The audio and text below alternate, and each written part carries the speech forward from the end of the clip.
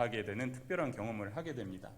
이후에 처음 그리스도인들은 모일 때마다 예배를 드리고 함께 식사를 나누며 하나님을 찬양했습니다. 그 모습을 보는 것만으로도 많은 사람들이 그리스도인이 되었습니다.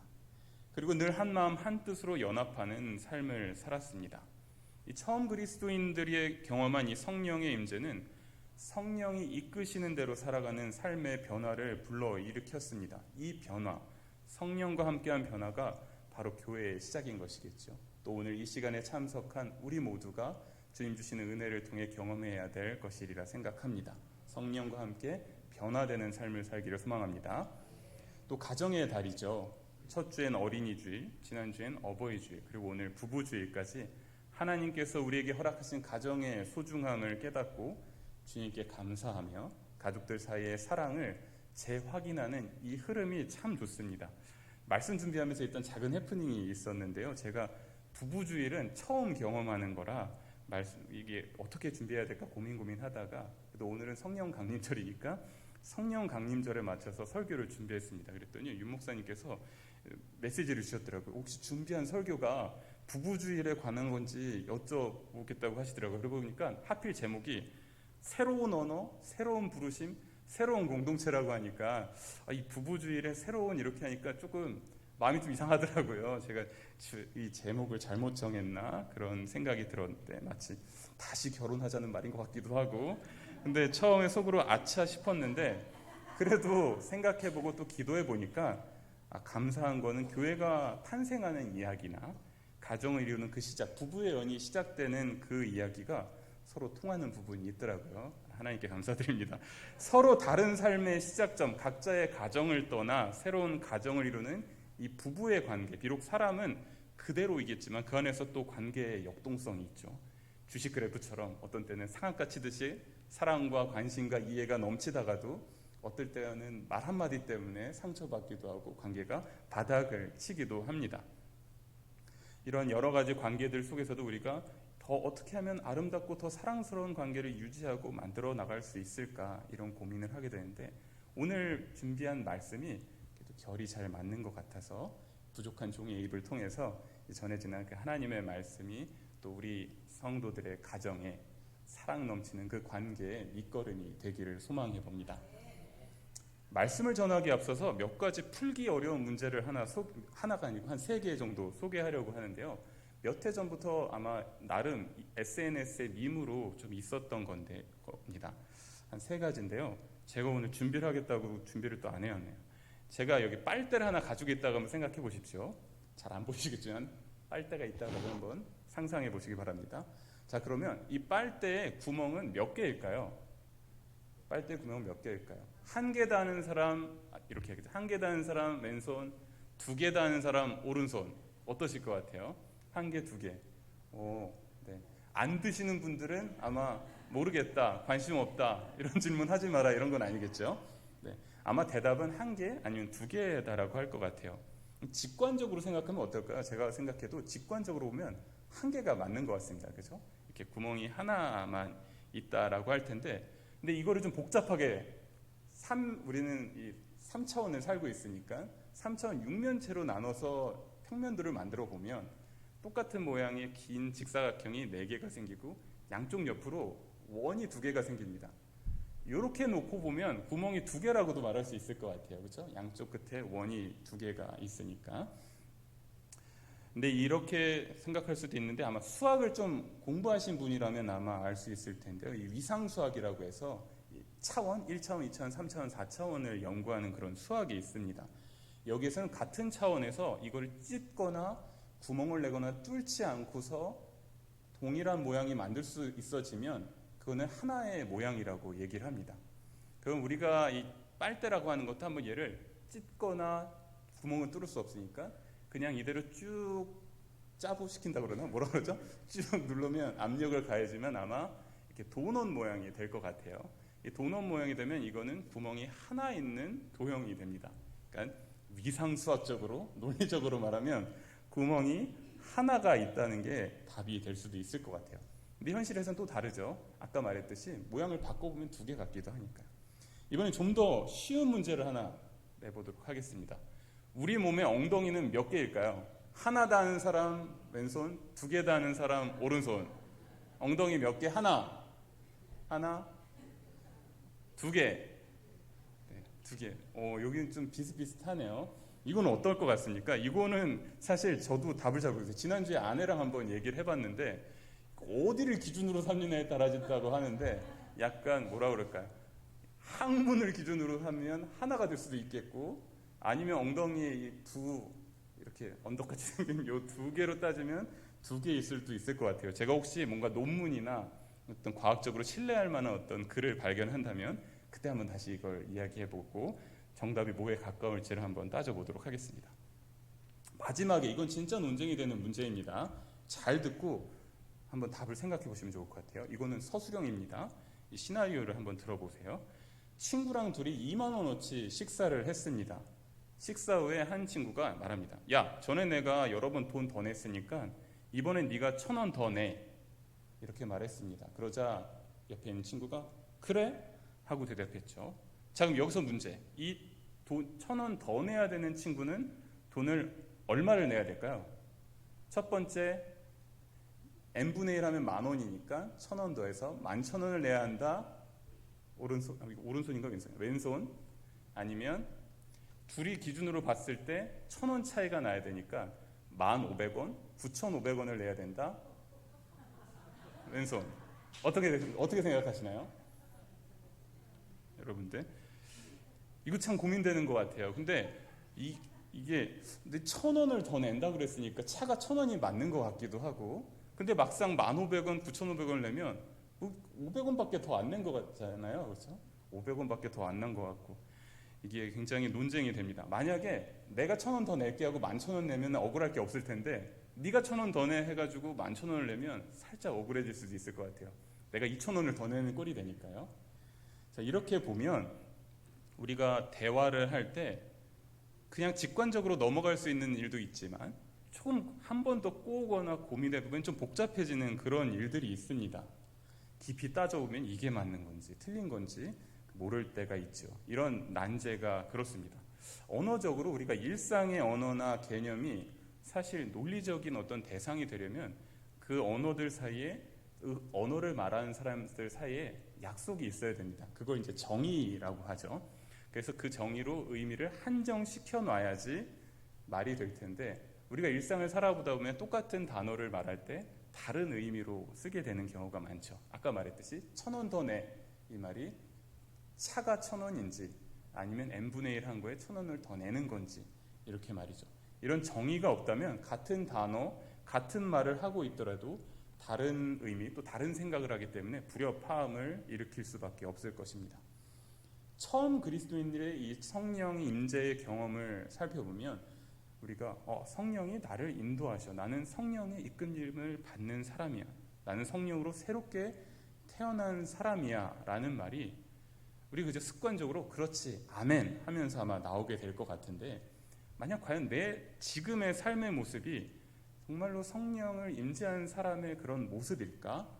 라고 한번 고민을 해보면 쉽게 그렇다라는 대답이 나오지 않는 것 같습니다. 내 삶에 일어났던 변화가 무엇일까? 분명히 언젠가 과거에 큰 변화를 경험한 그 감격이 있을 거는 분명하지만 그 과거의 기억 말고 지금 내 모습을 봤을 때 참 이렇게 내가 감격 속에 살고 있나? 이런 고민이 들 수 있을 것 같습니다. 저도 말씀을 준비해놓고 어저께 이제 준비를 하고 이걸 읽으면서 내가 이렇게 설교를 준비하면서 내가 이런 설교를 전할 자격이 있나 하는 그런 고민이 좀 들더라고요. 아마 저도 이 삶에서 저의 영적인 어떤 믿음이나 상태가 업앤다운을 계속 반복하기 때문에 그런 게 아닌가 생각합니다. 성경을 읽어보면 말과 관련된 두 개의 큰 사건이 있습니다. 아마 전통적으로 하나는 긍정적인 사건이고 하나는 부정적인 사건이라고 볼 것 같은데요. 그 중에 하나는 오늘 우리가 읽은 사도행전 2장에 나와 있는 이 성령 강림절, 그 시작 이야기입니다. 서로 같은 언어를 말하던 믿음의 사람들이 성령의 임재하심으로 서로 다른 언어, 서로 다른 나라의 말을 하기 시작합니다. 이 말이 말 그대로 언어라고 하는 걸 입증하는 것은 이 사도행전을 봤더니 말하고 있는 믿음의 사람들이 아니라 밖에서 그 이야기를 듣고 있던 외국에서 온 사람들이 입증을 합니다. 그 사람들이 듣고서 저 사람들은 분명히 갈릴리 사람들인데 갈릴리 사람들이 어떻게 우리말을 저렇게 하지? 이렇게 이야기를 들은 사람에는 뭐 바데 사람, 메데 사람, 엘람 사람, 메소포타미아, 유대, 갑바도기아, 본도, 아시아, 부르기아와 밤빌리아, 이집트, 리비아, 크레타 사람, 아라비아 사람들까지 그들이 말하는 이야기가 각각 자기의 언어로 말하고 있는 것을 듣고 그 내용인지 보니까 하나님의 큰 일을 이야기하고 있다라고 말합니다. 하나님의 큰 일이란 무엇일까요? 우리 성경을 많이 읽고 우리 복음의 내용을 잘 알고 있는 여러분들이라면 다 알겠죠. 하나님께서 창조하신 사람들, 또 세상을 사랑하셔서 예수 그리스도를 보내시고 그가 고난받고 죽임을 당했지만 부활하신 그 복음을 말하는 거겠죠. 첫 번째 이야기가 있고, 두 번째 이야기는 또 여러분들 잘 아실 것 같아요. 창세기 11장 바벨탑 이야기입니다. 온 땅의 언어가 하나이던 시절 사람들은 신할 평지에 모여 도시를 만들고 또 도시에 랜드마크가 될 큰 탑을 짓기로 합니다. 창세기를 봤더니 1장 28절에 하나님은 인간을 만드시고 생육하고 번성하여 땅에 충만하라 말씀하십니다. 그러니까 하나님께서 인간을 만드시고 인간에게 바라셨던 건 땅 곳곳에 퍼져나가는 것을 바라셨을 텐데 이 사람들이 신할 평지에 모입니다. 아마 사람들이 살기 좋은 땅이었던 것 같아요. 그리고 거기에 머물고자 한 것입니다. 서로 이야기합니다. 이곳에 도시와 탑을 지읍시다. 그 탑 꼭대기를 하늘에 닿게 하여 우리 이름을 세상에 알리고 이제 더 이상 온 땅으로 흩어지지 말고 여기 머물러 있읍시다. 그리고는 착착 도시를 설계하고 짓고 탑을 세워가기 시작합니다. 온 땅으로 흩어지지 말고 여기에 머물러 있읍시다. 또는 우리가 가진 성경으로는 흩어짐을 당하지 말자라는 말을 쓰고 있습니다. 이 모습을 보신 하나님은 생각하십니다. 사람들이 한 종족이라 말이 같아서 안 되겠구나. 여기 탑을 쌓고 안주하려는 그런 모습은 그저 시작에 불과할 것이야. 앞으로 더 큰 일도 더한 일도 할 수 있겠구나. 그리고 하나님께서 거기 모인 사람들의 언어를 뒤섞어 놓아 서로 말을 알아듣지 못하게 만드십니다. 그리고 다시 사람들을 온 땅으로 흩으셨다. 창세기 11장 8절입니다. 하나님은 다시 거기 모였던 사람들을 온 땅으로 흩으셨다라고 말합니다. 여기서 흩으셨다를 의미하는 푸츠라고 하는 동사가 좀 흥미로운데요. 이 말은 어지럽게 한다는 뜻을 갖는 동시에 흘러가게 하다, 밖으로 퍼져가게 하다라는 의미를 가지고 있습니다. 아마 우리가 전통적으로 성경을 읽어온 대부분의 분들은 앞에 어지럽고 흐트러지게 한다는 뜻으로 잘 알고 있을 것 같아요. 일종의 바벨탑이라고 하는 이런 잘못된 행동을 한 거에 대한 하나님의 심판, 하나님의 처벌 같은 느낌도 들 수 있을 것 같습니다. 근데 여기서 내용을 조금 한번 살짝 방향을 틀어서 한번 생각을 해볼까 하는데요. 이 성령 강림절의 이야기, 또 바벨탑 이야기, 이 두 이야기는 하나의 언어, 하나의 말이 여러 말로 나뉘어지는 이야기의 흐름을 갖습니다. 하나님께서 만드신 사람들의 세계에 대한 이야기, 또 교회가 세워지는 이야기, 그리고 오늘 함께 우리가 나누는 이 부부주일, 부부 사이의 관계의 언어 이야기 모두가 같은 결에 있는 이유는 우리의 말, 언어가 향하는 것이 그 기준이 항상 하나님이어야 하기 때문입니다. 우리의 말, 우리의 언어가 향하는 그 기준은 하나님이어야 됩니다. 믿으시면 아멘. 네, 아직 잘 무슨 뜻인지 모르겠다면 좀 더 이야기를 진행하도록 하죠. 처음 하나님께서 자신의 형상과 닮음으로 사람을 만드십니다. 그리고 보기에 좋았다 말씀하십니다. 하나님이 굉장히 만족하셨습니다. 하나님의 형상과 닮음을 입히셨다는 것은 무슨 뜻일까요? 하나님의 형상과 닮음을 입히셨다는 건 하나님과 직접 소통을 할 수 있는 존재라는 것입니다. 하나님의 형상과 닮음이 있기 때문에 하나님과 직접 이야기를 하고 하나님의 말, 하나님의 뜻을 직접 들을 수 있었던 것이죠. 하나님께서 정의하신 그 뜻에 일치하는 언어를 사용했을 것입니다. 그리고 하나님의 뜻대로 세상을 향해 퍼져나가 하나님 뜻대로 살아가는 길을 걸었을 것입니다. 그리고 좀 음악 용어나 이런 거라면 하나님과 인간 사이에 조화, 컨소넌스가 있었을 것입니다. 하지만 시간이 지남에 따라 사람들은 퍼져나가는 것보다 안주하기를 원하게 됩니다. 바벨탑 이야기가 아니더라도 그 이전에 하나님의 뜻에 역행하고 하나님의 뜻에 불협화음, 부조화를 배기 시작합니다. 같은 언어를 사용하고 있지만 그 언어가 하나님이 아닌 다른 것을 향해 있었던 것입니다. 그러자 하나님께서 선택하신 방법은 무엇이었나요? 그들을 다시 흩으셨습니다. 언어를 다양하게 만들고 다시 흩으셨습니다. 이 이야기를 우리는 어떻게 읽어야 할까요? 하나님의 앞에서 범죄한 사람들에 대한 심판으로 언어가 뒤섞여져서 말이 통하지 않게 되고 뿔뿔이 흩어져서 어지럽게 하였다. 그래서 우리가 지금 어렵게 영어를 공부하고 외국어를 공부하고 있다라고 이제 마음에 불만과 불평이 있을 수도 있겠지만, 우리가 이 흩어졌다라고 하는 이 동사를 좀 긍정적으로 한번 보고자 합니다. 하나님께서는 흩어진 채로 망가진 채로 두시는 분은 아니신 것 같아요. 우리가 예언서를 봐도 그렇고 시편의 내용을 봐도 그렇고 또 오늘 창세기 말씀도 우리 사도신경이랑 연관해서 보면 그렇습니다. 하나님은 언제나 그 자녀들이 잘못된 길을 걸어갈 때 그 길을 막으시고 어려움을 주는 동시에 그 어려움을 벗어나 다시금 하나님의 길로 돌아갈 수 있는 그 회복의 소망과 약속을 주시는 분이십니다. 그렇게 생각한다면 흩으셨다라는 말은 흩으신 것이 저주나 처벌이 아니라 현실에 안주하려고 하는 그것을 벗어 던지고 또 하나님의 뜻이 아닌 것에 서로 마음을 모았던 것으로부터 이 서로의 뜻이 아닌 다시 하나님의 뜻으로 되돌리기 위한 방법이 아니었을까? 이 다른 언어를 가지고 있지만 하나님의 뜻에 다시 공명하도록 하신 것이 아닐까? 하나님의 백성을 향해 하나님의 백성을 향한 하나님의 마음은 우리가 올바른 길을 갈 때에도 또 바르지 못하게 하나님의 뜻에 정반대로 행할 때에도 길을 잃을 때에도 다시금 하나님의 뜻을 향하도록 회복시켜 주시는 분이십니다. 그러니까 하나님의 흩으심은 처벌이 아니라 한 번 더 우리가 방향을 주님께로 돌릴 수 있는 기회를 주시는 것입니다. 이러한 의미에서 흩으신 하나님의 마음을 통해 우리에게 주신 새로운 길, 새로운 언어라는 것은 사실 다른 무엇도 아닌 다시 하나님의 언어로 돌아가게 되는 기초, 초석을 닦는 것입니다. 우리에게 주어진 새로움은 다시 하나님께 돌아가는 것입니다. 믿으시면 아멘. 사도행전 2장의 이야기로 돌아와 봅니다. 오순절 다락방에 모여 기도하던 처음 그리스도인들에게 성령이 임합니다. 불같은 성령은 다시금 처음 그리스도인들의 언어를 흩어버리십니다.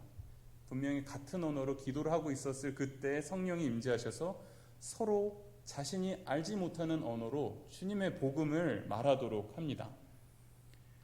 그것을 누가 확인해 주나요? 그 민족들이, 그 언어를 가진 민족들이 확인을 해주죠.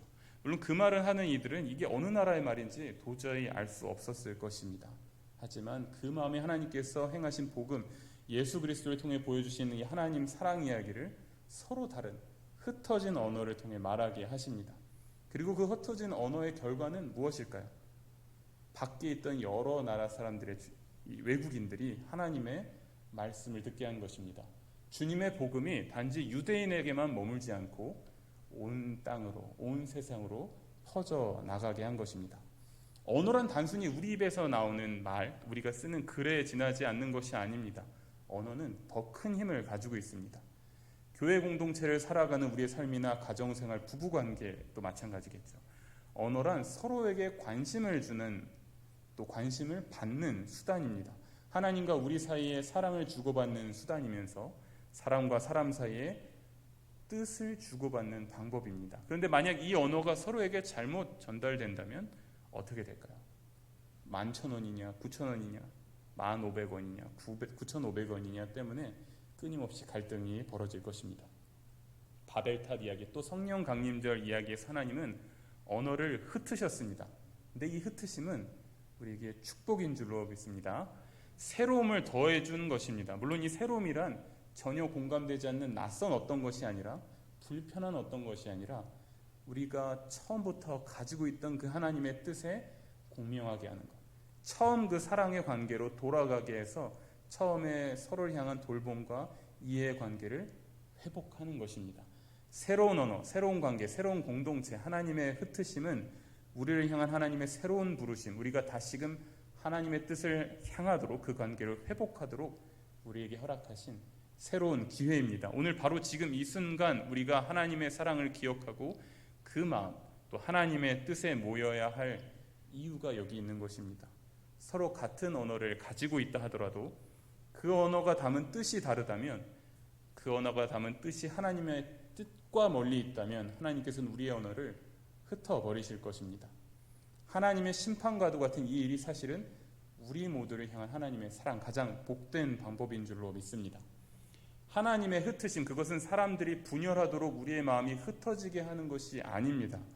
오히려 우리의 마음을 다시 하나로 모으기 위해 인간을 창조하신 그 하나님의 뜻대로 우리의 생각이, 우리의 삶이 어느 한 곳에 고여버려서 썩어지지 않도록 새로운 물길을 찾아 다시금 하나님을 찾아가게 하기 위함입니다.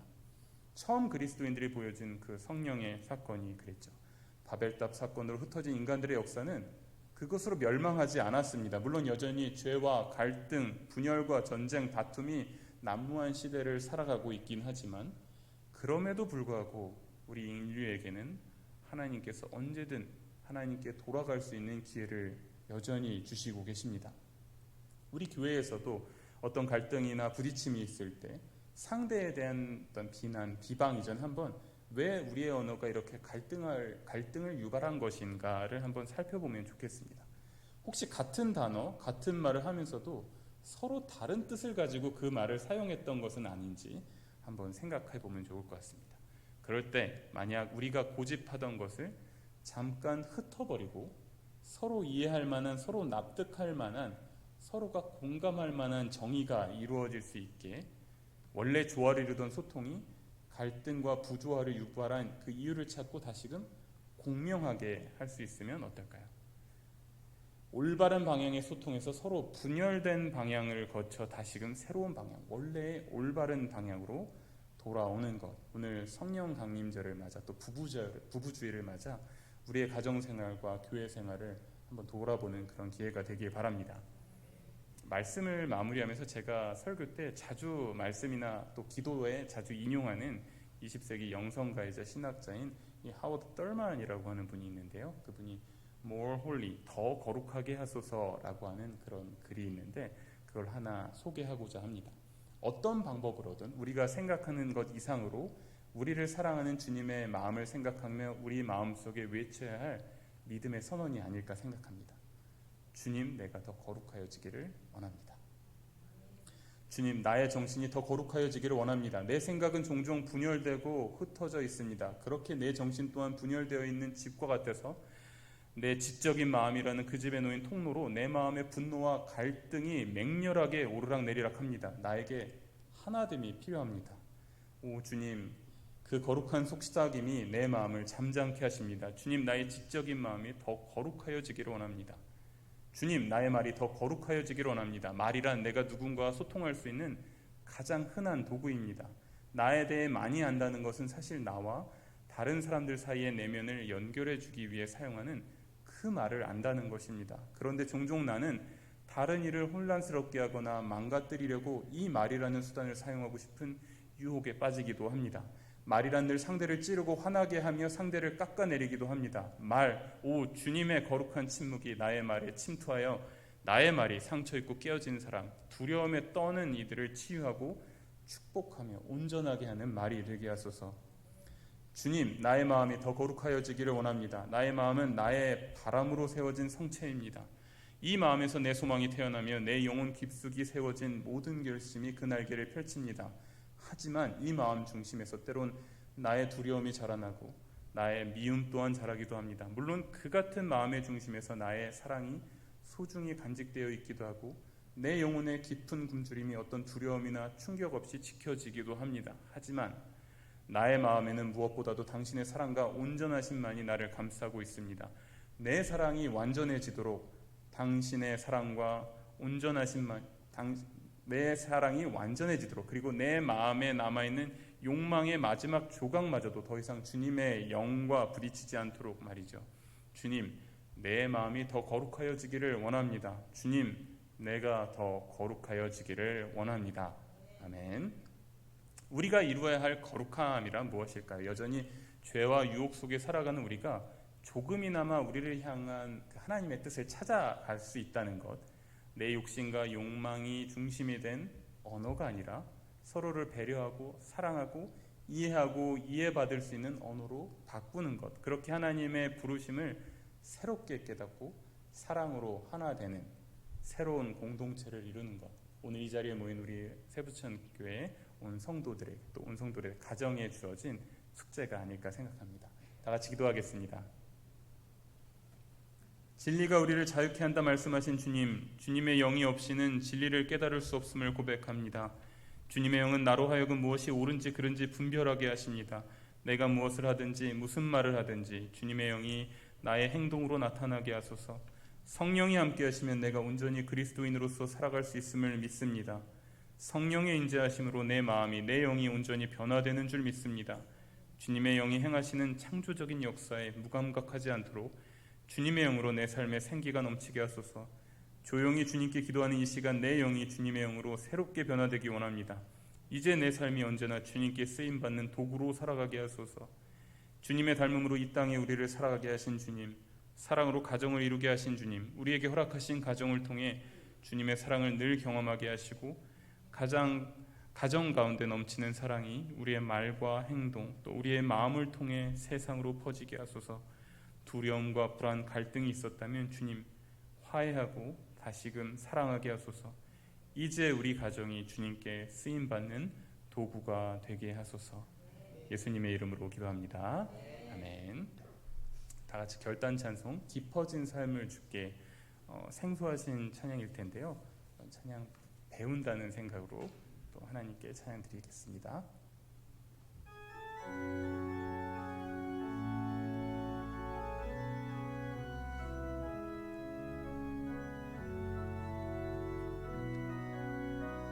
은혜로 날 보듬으시고 은혜로 날 보듬으시고 사랑으로 품어주셔도 사랑으로 품어주셔도 내 마음 한 자락도 지키지 못하는 이 모습 부끄럽습니다. 따스한 길을 내어주신 주님 앞에 나갑니다. 주님 앞에 나갑니다. 표현 못할 긍휼로 나를 붙드시는 주 이름만 바라봅니다. 매일 마주한 슬픔을 견디며 매일 마주한 슬픔을 견뎌나가며 주 예수의 마음을 닮아가네. 두려운 걸음마다 주가 동행하니 주시하며 오늘을 건네 주의 신실한 소망을 깊이 담으며 주 예수의 풍요를 채워가네. 하나님의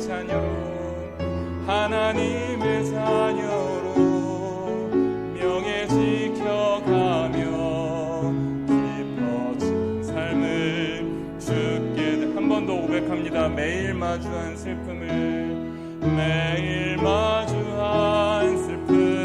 견뎌나가며 주 예수의 마음을 닮아가네.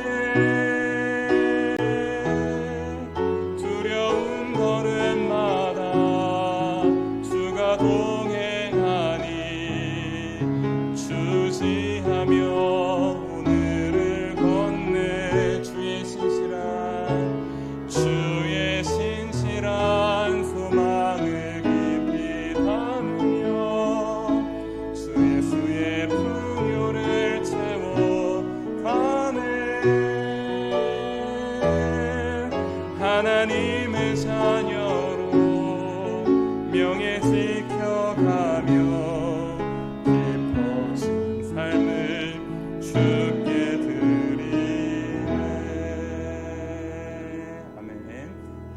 자녀로 명예 지켜가며 깊어진 삶을 주님께 드리는 우리 세부천교회 운성도님들 다 되길 바랍니다.